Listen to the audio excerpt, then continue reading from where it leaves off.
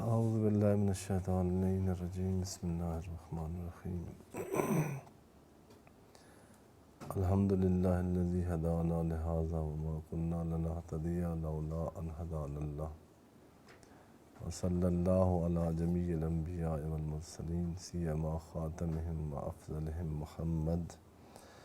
وعلی آلہ الاطیبین الانجمین واللعنۃ الدائم علی اعدائہم اجمعین۔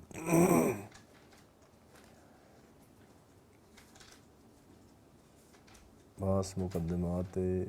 تفسیر قرآن میں تھی۔ سب سے پہلے ترتیب بعض کو اگر ملحوظ رکھا جائے تو ہم نے زبان قرآن کی پہلے تھوڑی سی بات کی ہے۔ کئی اسباب ہیں کہ یعنی اس کو مقدم ہونا چاہیے تھا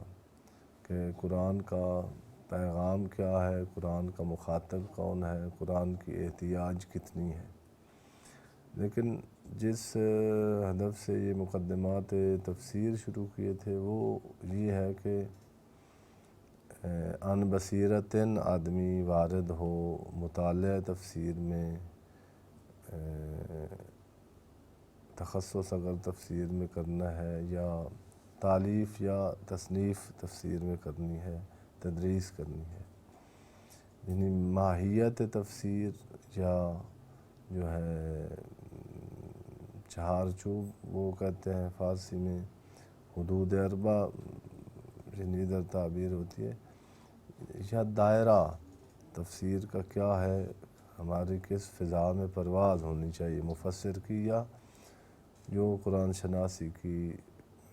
طلب رکھتے ہیں۔ اس میں تعریف تفسیر کی تھی اس لیے کہ یعنی وہ جو تفسیریں اگر ہم دیکھیں عالم اسلام کی تو ان کو دیکھنے سے جو تعریف ذہن میں آئے گی وہ اور ہے، اور اس لیے یہ چند ابحاث یعنی اس تفسیر سے پہلے زیادہ جو پہلے نہیں تھیں ضروری ہیں کہ جو تفسیریں دیکھی گئی ہیں ان میں یہی ہوا ہے، یعنی جو بہت مقدس لوگ تھے انہوں نے جو روایات ملی ہیں جو یعنی مناسبت رکھتی تھی اس آیت کے ساتھ اس کو نقل کر کے، بعض نے کچھ تبصرہ کیا، بعض نے وہ بھی نہیں کیا کہ تفسیر بالرائے نہ ہو جائے، اور بعض ایسے ہیں جو جنہوں نے مطلب یعنی تفسیر بالرائے سے نہیں ڈرے۔ کوئی اگر سائیکالوجسٹ تھا تو اس نے ساری قرآن مجید اسی پر لکھ دیا ہے کہ یعنی قرآن مجید کو ایک نفسیاتی کتاب بنا دی ہے۔ کوئی سوشلسٹ تھا تو اس نے یعنی یہ جو معاشرتی مسائل ہیں اسی کی کتاب بنا دی ہے قرآن مجید کو۔ کوئی اگر فقہی ذوق رکھتا تھا تو اس نے یعنی وہ سارا کچھ فقہ ساری قرآن مجید میں، جیسے یعنی ہے زمخشری کی تفسیر ہے جو ادبیات میں بہت یعنی ان کا مقام تھا یا تباہر تھا، ان کی تفسیر دیکھیں تو یعنی قرآن مجید صرف ادبیات کی کتاب نظر آتا ہے۔ قرآن کو اصالت یعنی یہ جو آپ کے سامنے تعریف کی ہے یوں نہیں ہے کہ ویسے تو تفسیروں میں تعریف ملتی نہیں ہے، لیکن اگر جائیں تو اور بھی تفسیریں ہیں اس کے مقابلے میں بھی تعریف کی، تفسیر کی تعریف اور لوگوں نے کی ہے، جس سے پھر یعنی تفسیر کا رخ بھی یعنی یہ جو راہ ہے اس سے تفسیر یعنی دوسری طرف چلی جاتی ہے، اس کا رخ مڑ جاتا ہے۔ اگر ہم کہیں کہ خود قرآن مجید جو ہے نا محتاج نہیں ہے تو وہ ہے کہ اس کے جو الفاظ ہیں اور اس کے جو مفاہیم ہیں انہی میں غور و فکر کیا جائے، انہی میں تدبر کیا جائے مفاہیم اور الفاظ قرآن میں، اور کوشش کی جائے اور سعی کی جائے کہ یعنی جو جس نے ہماری طرف یہ پیغام بھیجا ہے اس تک پہنچنے کی کوشش کی جائے، وہ تفسیر تھی۔ اس کے بعد منابع تفسیری یعنی مفسر کو معلوم ہونا چاہیے۔ عرض کیا تھا کہ یعنی جس طرح فقہ کے منابع 4 ہیں ادلہ، اس کے 3 منابع ہیں جو یعنی معتبر ہیں علامہ طباطبائی کے، وہ خود قرآن ہے اور روایات اہل بیت ہیں اور عقل مسلم۔ ان میں تینوں میں پھر جو ہے اگر یہ منبع ہیں تو یعنی ان کی حجیت ایک مسلمان کے نزدیک ثابت ہونی چاہیے۔ جو اصول کے اسٹوڈنٹ ہیں ان کے نزدیک قرآن مجید کی حجیت یا روایات کی حجیت یا عقل کی حجیت بڑی مفصل اور واقعاً خدا ان بزرگان کے جنہوں نے یعنی اصول میں یعنی اتنی تگ و دو کی ہے، قابل رشک ہے اور قابل تعریف ہے اور قابل مدح ہے۔ یعنی انہوں نے یعنی ان 3 چیزوں کے کہ ہمارے یعنی فقہی احکام کا کیوں دلیل قرآن مجید ہے، کیوں دلیل سنت ہے، کیوں دلیل عقل ہے، بہت عمدہ گفتگو کی ہیں۔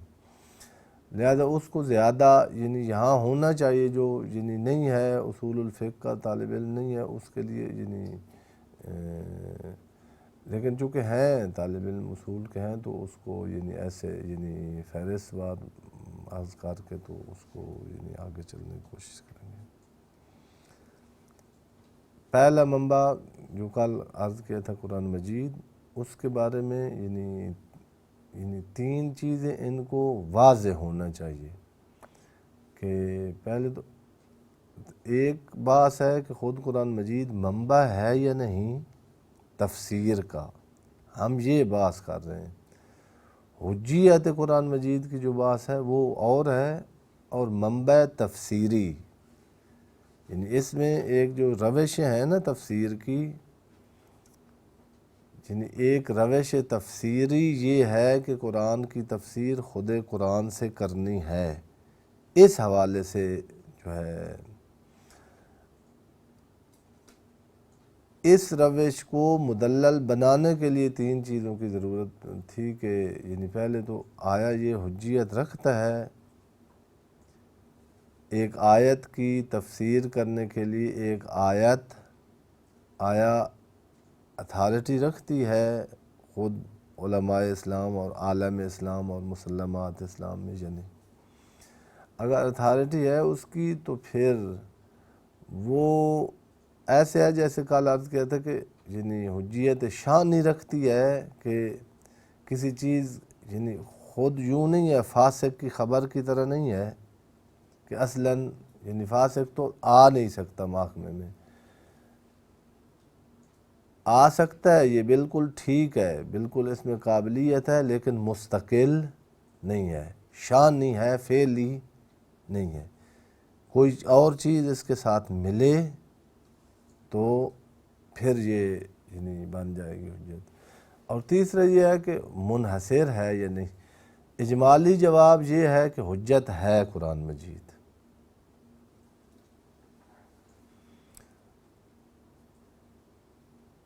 قرآن مجید نے خود چیلنج کیا ہے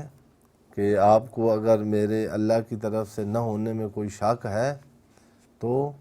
اس طرح حدیث کا چیلنج موجود نہیں ہے، اور اس منہج اور اس درجے حجیت پر کوئی روایت بھی نہیں ہے۔ ان کے بعد میں بات کی اور جنہوں نے اصول میں یعنی اس نے منوایا ہے جو نہیں مانتا اس سے کہ میں حجت ہوں۔ البتہ یعنی یہ پھر ذہن میں رکھنا چاہیے کہ یعنی جو جب اس کی حجیت کے قائل ہیں تو 2 طرح کی، ایک تو اگر تشابہ کے قائل ہوں تو متشابہات جو ہیں وہ یعنی ان کو جو طریقہ ہے اس سے یعنی ایک متشابہ آیت کو لے کر ہم کہیں کہ نہیں قرآن مجید منبع بھی ہے اور حجت بھی ہے، تو جو اس سے سمجھ آئے آدمی کہتا رہے، یوں نہیں ہے۔ حجیت اس کی مسلم ہے، لیکن یہ ذہن میں رکھنا چاہیے کہ 3 قسم کی آیات ہیں جو ویسے تو بہت قسم کی آیات ہیں۔ حجیت کا معنی صرف یہ نہیں ہے کہ پھر جیسے مرضی ہے، مطلق آیات ہیں، ان کے مقیدات ڈھونڈنے چاہیے قرآن مجید سے۔ عام آیات ہیں، ان کے مخصص خود قرآن مجید میں بعض جگہ پر موجود ہوتے ہیں۔ متشابہ ہیں تو ان کو محکمات کی گود میں لے جا کر بٹھا کر وہاں ان کو بلوانا چاہیے، اگر نہ ادھر ہی یعنی ماں کی گود سے ہٹا کر اس سے بلائیں تو یعنی ایسے کیا گیا ہے۔ اور قرآن مجید نے خود کہا کہ جن کے قلوب میں مرض ہے وہ متشابہ آیات کی پیروی کرتے ہیں اپنے مقصد نکالنے کے لیے۔